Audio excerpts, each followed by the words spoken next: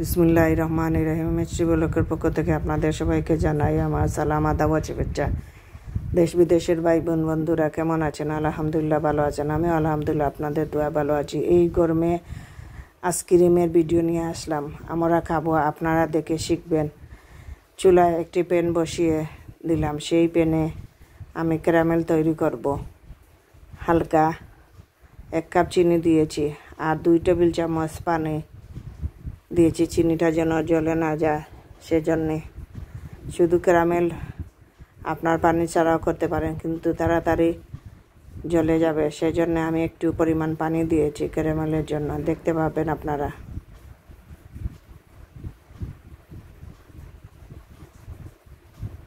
চিনিটা গলে যাচ্ছে।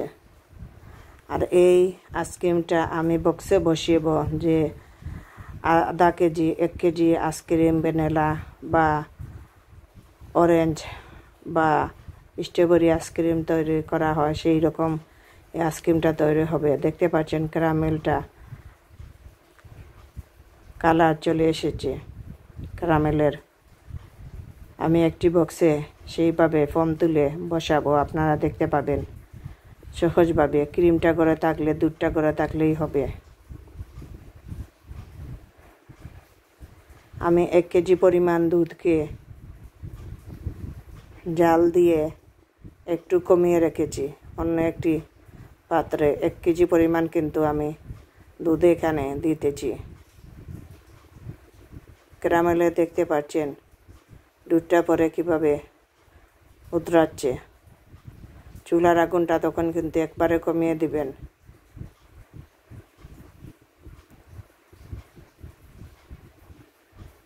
আমি 1 কেজি গরুর দুধে অর্ধেক কেজি পরিমাণ করে ফেলেছি জাল দিয়ে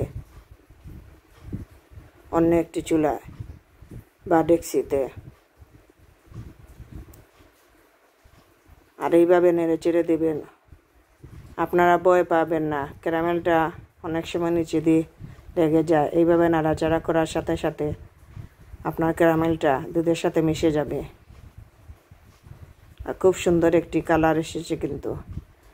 আর আপনারা এইভাবে যদি ক্যারামেল দিয়ে না করতে চান, তাহলে চিনিটা দুধের সাথে মিশাতেও পারেন। আমি দুধটাকে ঘন করে জাল দিতেছি। আর এখানে 1 কাপ পরিমাণ ক্রিম নিয়েছি। 1.5 কাপ পরিমাণ ক্রিম নিব।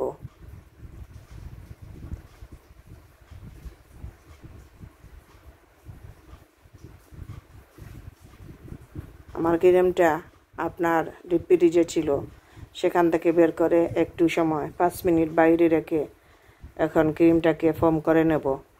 ফোমটা আবার আপনার দেখতে পাবেন কেকের মতন হবে না, কেকের থেকে নরমাল হবে।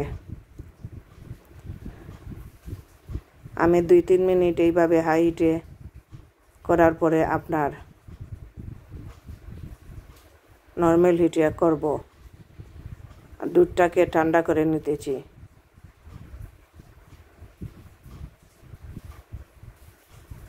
এখানে সাথে আমি আরও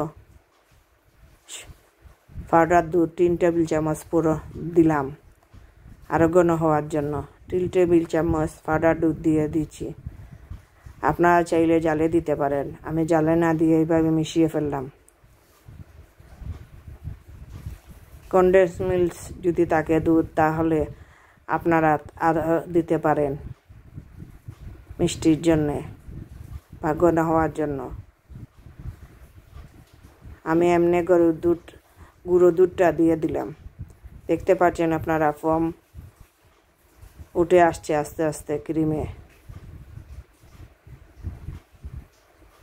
এই দেখেন একবারে নরম। এখনো এই দিকে এটা কিন্তু কেকের ক্রিম না। কেকের ক্রিমটা আপনারা বোলটাকে উল্টিয়ে দিলে যেভাবে পড়ে না, সেভাবে এটা একটু নরমাল রাখা হয়েছে। আমি দুধ গুঁড়া অল্প অল্প করে ক্রিমের সাথে মিশাবো আর আরেকটু ফোম তুলব।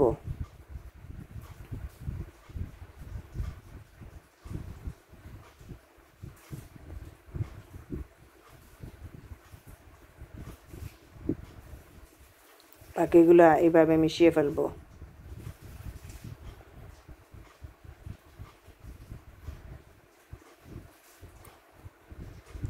এখন যা গরম পড়েছে চা সহ্য করার মতন না। যদি ঘরে দুধ ক্রিম থাকে এইভাবে বাচ্চাদের বড় থেকে ছোট সবাইকে বানিয়ে খাওয়াতে পারেন। কারণ হাফ কেজি একটি আইসক্রিম এই গরমে অনেক দাম, বা 1 কেজি আনলে আপনার এর তুলনায় এই খরচ দিয়ে আপনারা 2-3টি বাটি করতে পারেন।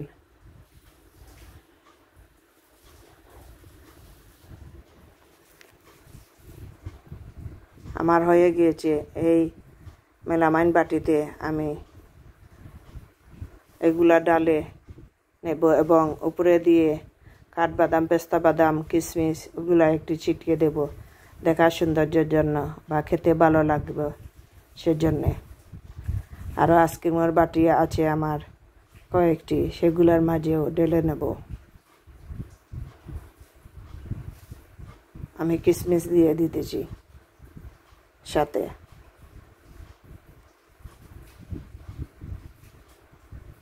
আর যদি কারেন্ট থাকে তাহলে 6 ঘন্টা ডিপ ফ্রিজে এই বাটি রেখে দেবেন। আর কারেন্ট যদি দেওয়া করে তাহলে 8 থেকে 10 ঘন্টা লাগবে। আর আমি ছোটো ছোটো আইসক্রিমের বাটিতে কিছু রেখে দিলাম। এইভাবে নর্মাল আইসক্রিমও মাঝে মাঝে এইভাবে বাচ্চারা করে খায়। ওরা দুধ গুলিয়ে এরপরে চিনি দিয়ে,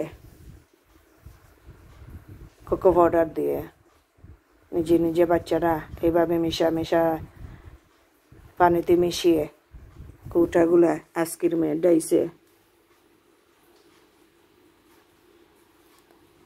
ঢেলে ওরা 2-3 ঘন্টা রেখে খায়। আমি 6 ঘন্টা পরে বের করেছি। আলহামদুলিল্লাহ খুব সুন্দর দেখতে হয়েছে। কিন্তু এখন আমি পরিবেশন করব।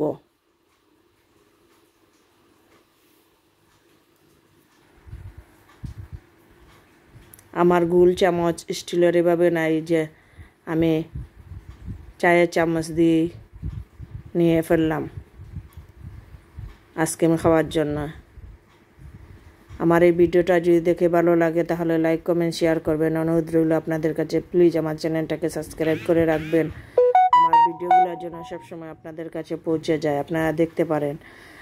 আর এইভাবে এই প্রচুর গরমে আইসক্রিম বানিয়ে ঘরে বাচ্চাদের নিয়ে, স্বামী, শাশুড়ি, শ্বশুর থাকলে সবাইকে নিয়ে করে খেতে পারেন ঘরে। বাইরের একটি খরচ থেকে ঘরের খরচ খুব কমই লাগবে। আর কি বলবো। আসসালামু আলাইকুম।